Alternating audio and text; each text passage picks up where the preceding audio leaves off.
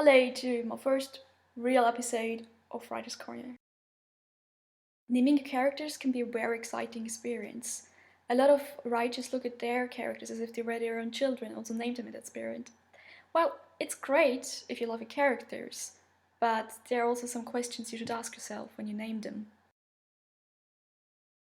Names from literature often sound very epic, like Achilles or Romeo.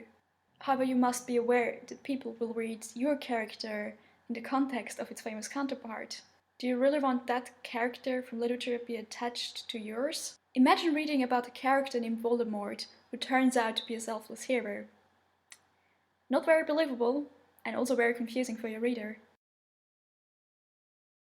If you name a character after a real person, make sure that everyone knows that the character is not the same as the person, because otherwise the person might be mad at you if the character does something they would never do and people just assume that the person you named the character after is the same as the character. Making up your own names is a very popular practice in the fantasy and sci-fi community. There's certainly an appeal in having a character that's unique even in name. However, you want to make sure that your character's name is pronounceable and that the names of the main characters are clearly distinguishable. A lot of great authors choose the characters' names according to the meaning.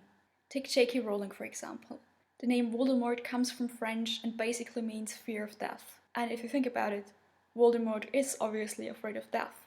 If a character's name has a certain meaning, you should make sure that it doesn't give away too much about the story or about the character's future development. After all, you don't want to end up with a character in a story called Minus Evilus or something like that.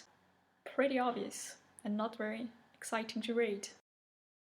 The true art is to find a name that's not too boring or too ordinary, but at the same time not too exotic or unrealistic.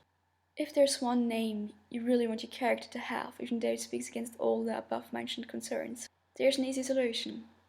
It's a secret though, but I will tell you. Honey, you're a writer.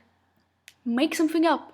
If you want your character to have a horribly old-fashioned name like Beowulf, no problem. Say for example that the character's parents are medieval historians or obsessed with Anglo-Saxon literature. There you go, you have a reason. Most importantly, find a name that fits your character. Don't choose it because it sounds cool. Choose it because it adds to your character's personality. Always ask yourself, how did my character get that name? Especially when it also comes to nicknames.